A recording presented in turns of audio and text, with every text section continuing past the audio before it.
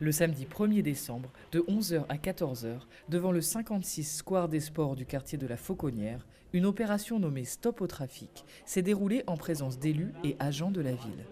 Le but, faire passer un message fort aux habitants, la ville ne les abandonne pas. Une soupe populaire participative était proposée aux habitants et personnes présentes lors de l'événement. Un stand de prévention contre les dangers de la drogue a également été mis en place. En occupant le terrain, monsieur le maire et les élus ont pu discuter avec les habitants et montrer qu'une réappropriation de l'espace public est possible si les citoyens se mobilisent collectivement. C'est très compliqué. Je vois que vous faites tout ce qu'il fallait faire. Moi, je vois que c'est au moins vraiment, les policiers sont toujours présents et tout ça. Et ça s'améliore. J'espère que ça va aller. Vous avez vu C'est pas facile, c'est pas facile. aux jeunes, aux trafiquants, que c'est pas leur territoire. Ah ouais, c'est ça. C'est le vôtre d'abord. Exactement. Et qu'on doit reprendre tout ça en main. Exactement. Je vous remercie beaucoup. Merci beaucoup. On est venu ici, 56 Square des Sports, aujourd'hui, pour dire non au trafic et soutenir les habitants qui souffrent tous les jours, car ça dure depuis trop longtemps.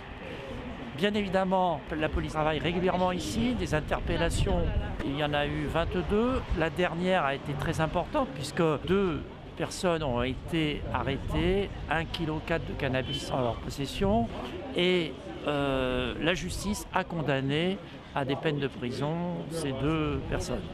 Ce qu'on demande au pouvoir public, c'est évidemment les moyens pour la police de travailler dans de meilleures conditions. Ça veut dire plus d'effectifs. Il manque encore 11 fonctionnaires pour être à un niveau à peu près normal et encore, ce ne sera pas suffisant.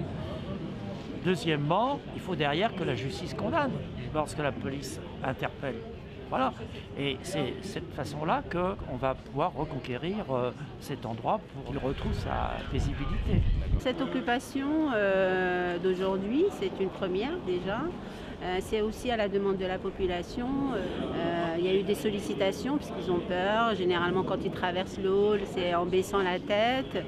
Et donc, on a réfléchi à une façon de rassembler tout le monde. Et donc, on s'est dit pourquoi pas faire une journée presque conviviale en partageant la soupe, un bol de soupe ensemble et discuter sur ces problématiques. Je suis très contente des échanges que j'ai eus avec quelques-uns des habitants, des jeunes eux-mêmes qui m'ont expliqué que de toute façon en faisant ça, ça n'apporte rien, mais en même temps ils ont expliqué leur malaise et donc voilà, je trouve que c'est positif. Seul un incident isolé est à signaler lors de l'événement, un jeune ayant utilisé un spray au poivre pour provoquer les participants. Fort heureusement, seules 2 victimes légères sont à déplorer parmi les élus et les agents. L'agresseur a été interpellé le jour même par la police, qui a sécurisé la manifestation pour la dernière heure. Le jeune a été jugé en comparution immédiate 2 jours plus tard et a été condamné à 6 mois de prison avec sursis et 105 heures de travaux d'intérêt général. En fin de manifestation, la soupe a pu être servie aux personnes présentes. Mais alors, elle est comment, cette soupe ? Très bonne, très bonne, très bonne. Elle est très très bonne. Elle réchauffe.